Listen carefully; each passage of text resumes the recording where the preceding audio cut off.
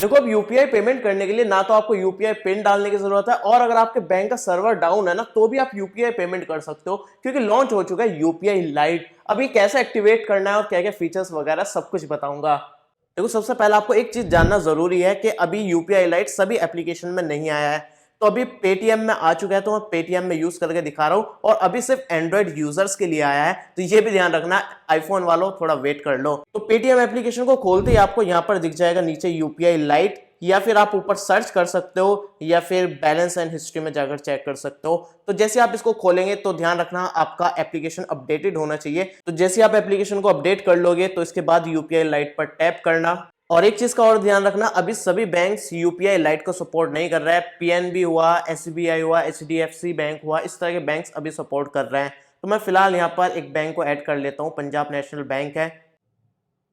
अभी कह रहा है कि अपने वॉलेट में अमाउंट ऐड कर लो, तो ये यूपीआई लाइट का एक तरह से वॉलेट है। तो इस वॉलेट में हम ऐड कर सकते हैं 1000 मैक्सिमम रुपीस, और दिन में दोबारा से हम 2000 डाल सकते हैं, टोटल 4000 डाल सकते हैं। तो यहाँ पर फिलहाल हम छोटा अमाउंट डाल लेते हैं, यहाँ पर 1 रुपए से लेके 2000 तक डाल सकते हैं। तो मैं फिलहाल यहाँ पर आपको 5 रुपए डाल के दिखाता हूँ। तो ये हमने अपना यूपीआई पिन डाल दिया, तो ये आपका नॉर्मल यूपीआई का यूज करके आपके बैंक अकाउंट में से 5 रुपए कट के आपके यूपीआई लाइट के वॉलेट में ऐड हो जाएंगे।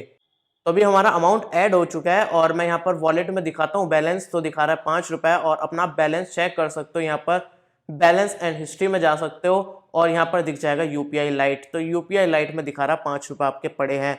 तो यहाँ पर मैं इसको टैप करता हूँ, तो आपने यूपीआई लाइट वॉलेट को आप चेक कर सकते हो, और यहाँ पर अमाउंट भी ऐड कर सकते हो। पूरी पेमेंट हिस्ट्री नीचे दिख जाएगी। अब सिंपली नॉर्मल यूपीआई की तरह आप कहीं भी पेमेंट कर सकते हो, जैसे कि क्यूआर कोड स्कैन करके फोन नंबर पर कर सकते हो, यूपीआई एड्रेस पर कर सकते हो। जैसे कि मैं अपने एक फोन नंबर पर कर देता हूँ, 5 रुपए ही पेमेंट कर देता हूँ पूरा। तो यहाँ पर पेमेंट मेथड दिखा रहा है, मैं बैंक को सिलेक्ट कर सकता हूँ और यूपीआई लाइट को सिलेक्ट कर सकता हूँ। तो यहाँ पर मैंने यूपीआई लाइट को सिलेक्ट कर लिया, और नीचे भी दिखा रहा है कि यूपीआई लाइट है, और मैं पे सिक्योरली पर टैप करता हूँ। तो इसने मुझसे कोई भी यूपीआई पिन नहीं मांगा, और डायरेक्टली पेमेंट कंप्लीट हो चुकी है। अब यूपीआई के कुछ फीचर्स के बारे में बात करूं ना, तो इसमें आपको कोई पिन डालने की जरूरत नहीं है, डायरेक्टली अमाउंट डालो और पेमेंट कर सकते हो, जैसे कि मैंने आपको दिखाया था। और इसके अलावा आप मैक्सिमम 200 रुपीज की पेमेंट कर सकते हो। इससे ज्यादा की करनी है तो नॉर्मल यूपीआई से पेमेंट कर सकते हो, या फिर 200 करके मल्टीपल ट्रांजेक्शन कर सकते हो।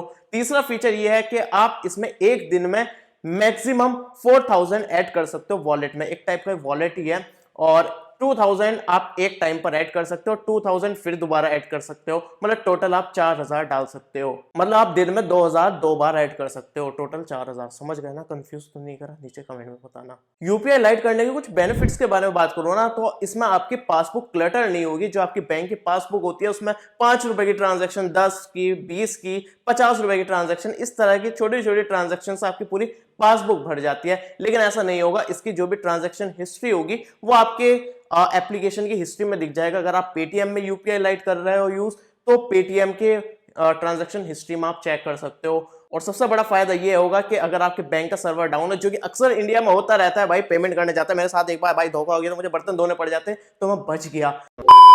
खैर, कहने का मतलब मेरा यह है, अगर आपके बैंक का सर्वर डाउन है तो आपको डिपेंड रहने की जरूरत नहीं है। अगर आपने यूपीआई लाइट में उतना अमाउंट ऐड कर रखा है तो डायरेक्टली यूपीआई लाइट से पेमेंट कर सकते हो, बैंक डाउन होने से कोई फर्क नहीं पड़ेगा।